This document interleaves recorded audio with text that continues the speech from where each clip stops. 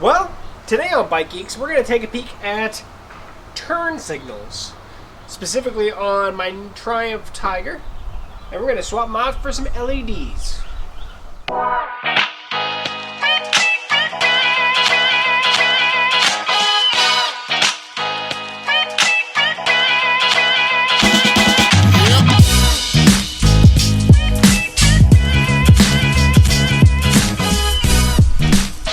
Welcome back to BikeGeeks. So, this is one of the early videos I'm doing here on my 2012 Triumph Tiger. I've decided that I want to get as many of the lights to LED modules as possible, and what better way to start than with the turn signals. The rear tail light actually is already LED. The headlamps are not, but there are two of those. But I do want to get the turn signals to LEDs, something a little bit different than what came on the bike. And of course this is a little bit older bike, but that's actually factory. And I've decided to go with the Oxford Nightrider. These are a dynamic oscillating, or I guess, what do you call it? Sequential LED based turn signal, and I'm hoping they look pretty cool. On top of that, I've got a couple other parts that are going on with this. So the sequential LEDs can be smaller and thinner. You can see how they kind of do their little Nightrider type look. I've got 4 of these. Now these are $50 a set, so you're talking about $100 for the bike. That's just for the actual lights. Now if you have a bike that doesn't already have LEDs, you have 2 choices. In the box with these guys, they are going to actually give you some resistors, and these resistors basically make your LEDs operate and give the resistance that a traditional incandescent bulb would. It's inefficient, right? Because it's actually still using just as much power off the bike to give you an LED longer, and now it is longer lasting. You don't have to change the bulbs out as often. However, there is another method, and that is swapping out to an electronic turn signal generator. So this little guy is just a flasher, right? This is $10 on Amazon, and it's an electronic flasher. Now there's a little set screw on the bottom that you can adjust the timing of the flashing. Now this is not a plug and play unit. You're definitely going to want to look at the flasher that you have to see how it works. I am going to actually change out how it actually connects, but it's still an L and a B module flasher, so it works just as well as the factory one that I have. It's just I will have to swap out how the wires are done. So on your bike, this, every little bit of this is going to be a little bit different on your bike, probably, unless you have the same bike. But we're going to install the flasher along with the LEDs. Now also, I've already taken a peek underneath here on the actual LED light itself. It looks like the boring on this one is smaller than some of the other lights that you'll find out there, specifically the cheaper ones that you'll find on like eBay and stuff. So this actually should go through my factory hole. However, the connections are not the same as my factory. So I'm actually probably even going to cut these off. We're going to wire up new connectors as well, which probably show some of that. Got my heat gun out, and then I've also got some heat shrink tubing if I need it. Although these guys themselves come with their own tubing. I've got some pieces, some just female disconnects. That's going to be actually for the flasher itself. So that's what I'm actually going to use on my flasher. So that, along with some wire strippers and a crimp tool, we're going to get started on this bad boy. So essentially in this case, I got to take off the little trunk guy and get ready and take off the rear seat and stuff. And we'll go into the rear first, and then we'll move forward to the front. So if you're familiar with your bike, every bike's different. My bike just has these 4 bolts on the rear luggage rack, technically, right?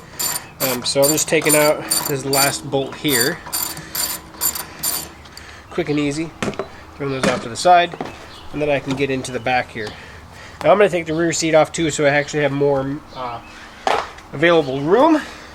So obviously every vehicle is going to be a little bit different. Mine has a turnkey right above the license plate with your actual key, and then you take that bad boy off.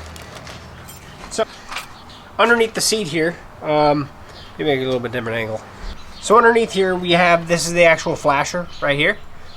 On top of that, and that should be actually the flasher for the whole bike. Then we have our 2 turn signals here that actually, the wire on each comes in to there and there. So pretty simple in how it actually is hooked up, right? But these little plastic guys that I have here are not obviously what I have on the new one. So like I said, I'm gonna have to change that up. Once I make this change, not so much going to be able to use the factory one anymore. Also, my factory ones use these bolts in addition to this hole, where the new ones are just going to use the hole. Hoping that that hole is big enough. If nothing else, I may have to bore it out, but it looks pretty close, pretty accurate. So what I'm going to do now is disconnect each of these and kind of maybe take a picture of what goes to what, right? So you can see what wire goes to what wire.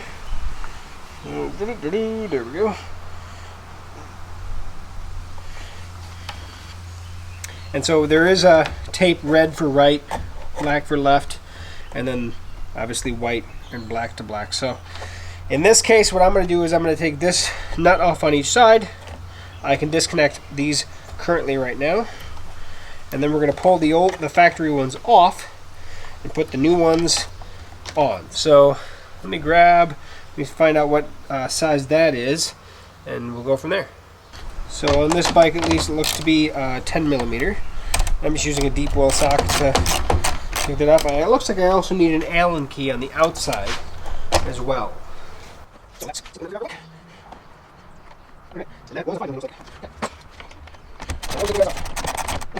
Obviously, you can just do one side at a time, just so you don't mess up with the wiring. I want to get all the wiring in here before I actually change up how they're going to connect. Let's see here. And also to make sure everything looks good before I do any cutting of any kind, you know. I'm going to go ahead and put the nut back on here just so I don't lose any parts. You always can go back to your factory ones if you're not happy. You know, you may need to change the connector, but I'm going to hold on to these guys. I'm going to go ahead and do the other side real quick while I'm at it, and I'll be right back. So how these go on, there's a nut in a lock washer that you have to remove first, right? So we'll pull that guy off real quick. All the way off. Okay, we'll set those right there. And then we can feed these through the hole. Hopefully the hole is big enough for that, and it is. That's good news. Fantastic. I do want to find out to make sure there's not an up and a down, but there isn't. So this is the other sides. I'm going to do one at a time real quick, and then I'll do the other one. So the one big benefit to the factory ones, at least on this bike, is, so the fact is this goes through the hole, and then you have the second hole that goes the bolt, so it can never twist, right? These can actually twist, so you got to be mindful of these guys. But that said, they look cool, and we're gonna go with them. Now there are Triumph, at least for this bike, does make LED taillights as well. You can get. I just wanted to do something a little bit different with the Sequential series. All right, so now we got the lock washer on and the nut. I should have probably tested to see what size the nut was, and there is going to be an issue with getting the nut in between. So there's a metal bar here between the hole and the bar. Is going to be just enough space maybe for that nut, and it's going to be kind of a pain to get in there. So that'd be something that I'm going to have to wiggle in. I'm going to have to think about that for a second. Okay, it was a little trickier, but I didn't have to modify anything to get it to do it. So as you can see, if I hold it plumb with what it is, it actually rests on that, so I can't get the nut past this little frame bar right here. If you can see that. I did over here, so how I did it was I already have the nut and the lock washer on this side.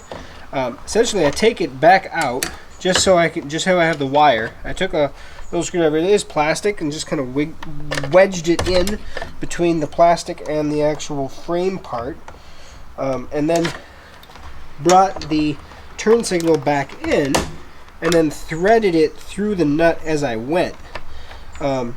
It's a little trickier, and especially when you get to the end, it's going to be a little bit harder to get everything to tighten up properly, but it did work. So there she started. And so, you know, you also got to be mindful, because you got to be turning the entire set. And then once you get to the frame, you do got to make sure that it gets on top of the frame. There it goes. And I've got quite a bit to go yet. And so I'm literally just turning the turn signal itself. But when I get close to the end, that's when you got to start aligning this properly.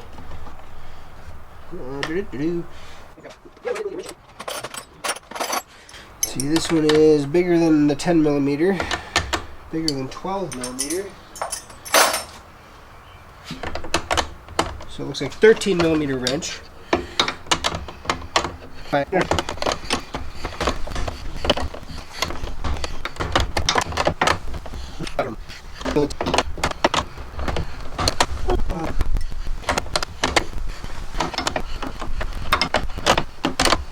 So that is the install of that. So both these are nice and tight.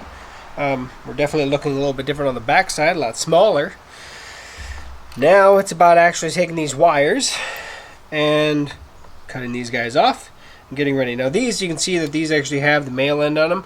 I just don't have the same size female end, unfortunately. I tried to guess it what it was and when I ordered them, but I guess I didn't guess right. In the end, I already bought the other ones, so I'm just going to re-terminate all this stuff.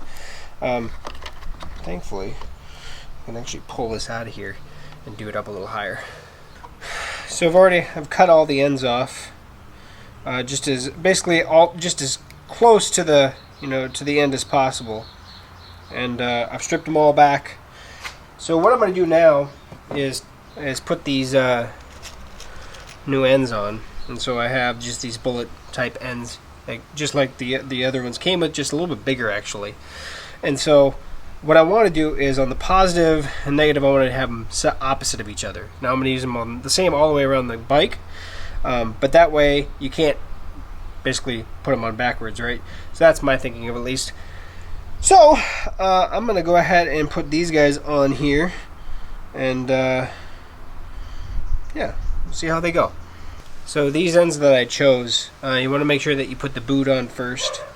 That's what I found so far. I've already messed up 2 of them and had to redo them because I forgot to put the boot on. And I found that I don't even need my primping tool. I actually get a better result with just using a real fine pliers that I have on my stripping tool. I get a better hold actually. So once you get, and obviously you could solder this too. Once you get the wire clamped down, then the second one here is actually for the, to keep to slam onto the housing so that it, it definitely holds onto the whole thing. And we're clamped, and then I can actually heat shrink these afterwards. But that's what they look like after they're on, pretty quick and easy. I'm gonna get the other 4 done. Okay, so I've got everything installed like I want it. Now, if you were doing the, I guess, simpler method or cheaper method maybe, and using the resistors, I wouldn't have cut off the ends of the actual lights themselves because they were already wired to go into their resistors.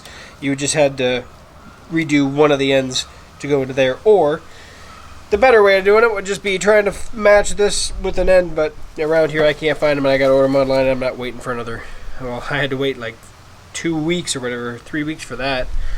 But that said, no more waiting, and I'm not doing resistors anyway. Ta-da! They're all done, all ready to plug in. And so if I was to plug these in like it is right now, and so let's go ahead and do that. And I was to actually turn the bike on and use the turn signals, they would not operate properly because the signal generator, which is this guy here, the flasher, it's going to be all sorts of wonky. But I'll show you anyway what it looks like before we actually change out the flasher. Okay, so I just turned my bike on. I'm just going to use the left turn signal, and left turn signal is going. But you'll notice that it thinks, it's flashing a lot faster than normal. And if we come back to the LED, it's doing some kind of wonky thing. You can barely see it there. It's just kind of flashing weirdly. Not like it's supposed to. You'll see that once we get the flasher installed. So we'll come back to this stuff back here shortly. But that said, everything is at least plugged in. The flashing module here has a nice little rubber bracket, which I'm going to reuse. Get that off there. There we go, that little guy there. I'm going to reuse that because the new flasher does have a clip as well. So essentially what we need to know is I have 3 wires here. 2 of them are actually plugged into B. So if you actually see down here, let me see if I can zoom in. So you can see that there's an L and a B. So the turquoise wire is going to the L connector, and B is actually for the other 2 wires that we have in here. And so when we actually modify this clip and literally cut it off, we're going to put 1 into the L and 2 into the B. So that's what I'm doing next. So what I'm actually going to do, maybe cut back there a little bit, but I'm just going to cut this whole thing off. Ta-da! And just like before, so we have. Okay. And what I'm going to do here instead, I'm going to show you what I'm going to do with these disconnects. Oh, come on. Okay. Got the flasher, L and B. So these disconnects literally go around to these terminals. They're nice. They're a nice tight fit too. So once they slide on, they're good. They're kind of a pain to get back off, but yes, they do come back off. There we are. So I'm going to go ahead and wire and connect these to those wires. One is going to actually have 2 wires going into it. One is just going to have 1. So this, I'm going to use my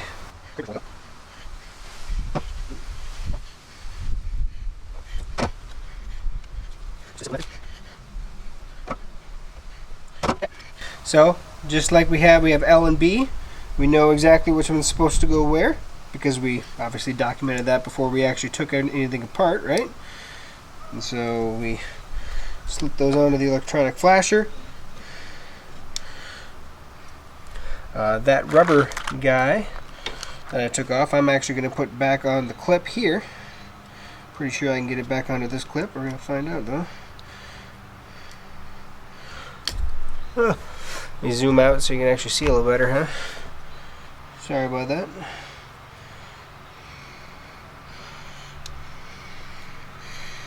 Okay.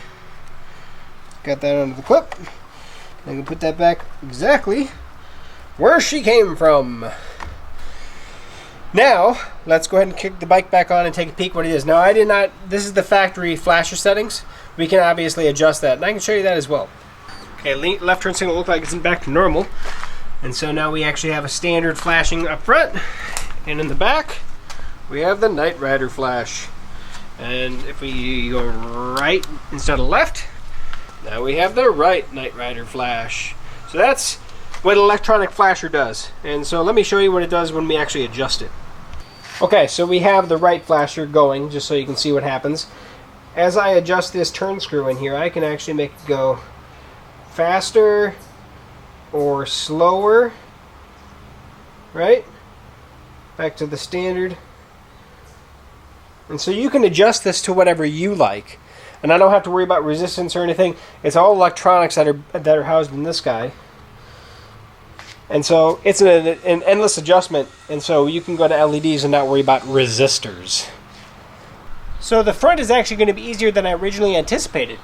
So there's some plastic covers here. Then one of them is actually what the light is attached to. So this lower cover, there's just a screw here and a couple screws here next to the radiator. And that guy just pops, kind of just comes right off. Then this guy, there's one screw back here and then one screw in here. And that is it. It was actually partially held on by that lower one. Then we can actually lift up, and you can see where it just kind of has these pieces that sit into the tank, but the light is actually attached to this, and the wires are right here. And so literally I'm taking this guy off, put the new one on, do the wiring like I did in the back. We're looking at the exact same setup, but really simple in all reality. So that makes my life a little bit easier. So I am going to do this off camera because the method is going to be the exact same, but I'll show you before I actually put everything back together here. Okay, so I have it on here. Real easy, obviously, to tighten on this one because there's nothing in the way. Make sure my clip's in the way there. I can plug these guys back in and make sure they seal properly.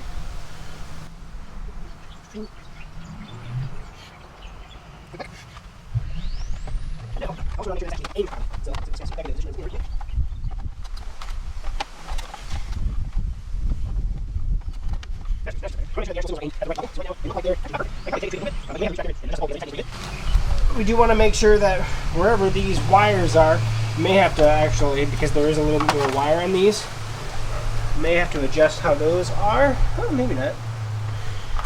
But I'm going to go ahead and put the bolts back on here real quick. The nice thing is now knowing the cycle and where I need to go and what fasteners I need to remove makes things go a little bit faster.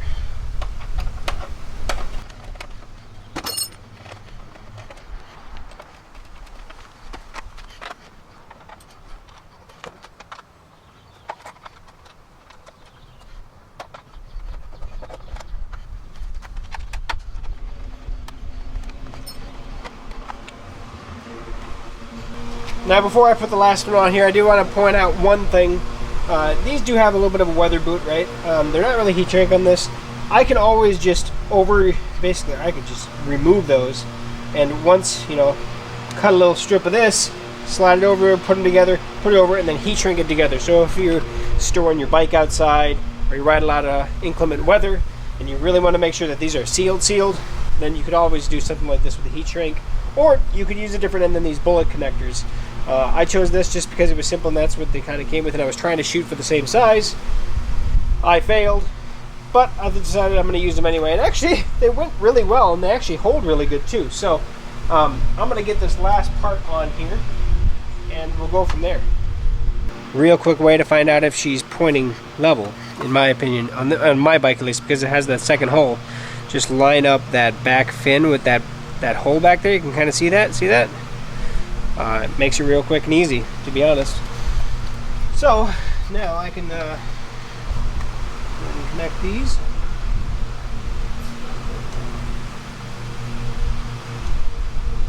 Make it seem like it's really hard, but it's not. I injured my thumb a couple weeks ago and it's still really sore. So I don't have a whole lot of pushing strength with my left hand. Oh well.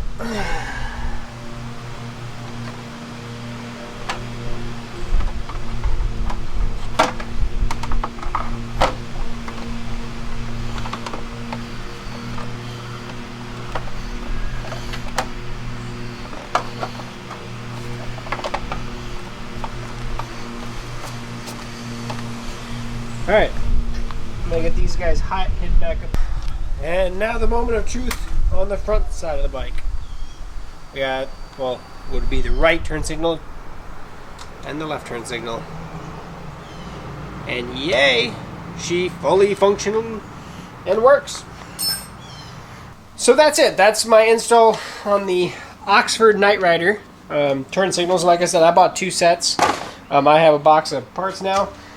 I also would recommend, I'm going to put links in the description, not only to the Oxford Nightriders, but also this electric turn signal. It's just a cheap $10 one on Amazon.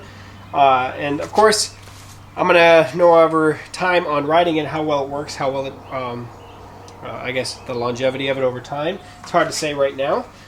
But I'm going to button up the back of the bike real quick, which is literally easy because it's just 4 bolts on the luggage rack area, and then the rear seat just snaps in. So I'm not going to worry about putting that on there. Everything else, like the original factory parts, I am going to hold on to. But that said, hope you enjoyed the video. By no means am I a huge bike mechanic, amazing person, but to be honest, not too difficult of an install. As long as you're comfortable with wiring, it's not that difficult, and you may or may not actually have to re-terminate the wires, because it all depends on your bike. My bike, the ends that came on it are not compatible with these, so I had to redo it anyway. So, that's that. If you have any questions or comments, put those below. Like, comment, subscribe, and I do have a lot more motorcycle videos coming now that I'm incorporating this motorcycle and motorcycle parts and accessories and stuff into this channel. You're going to see this alongside bicycles. So, thanks for watching, thanks for commenting, thanks for subscribing, and we'll catch you back here on BikeGeeks for another future video. We'll see you soon, guys.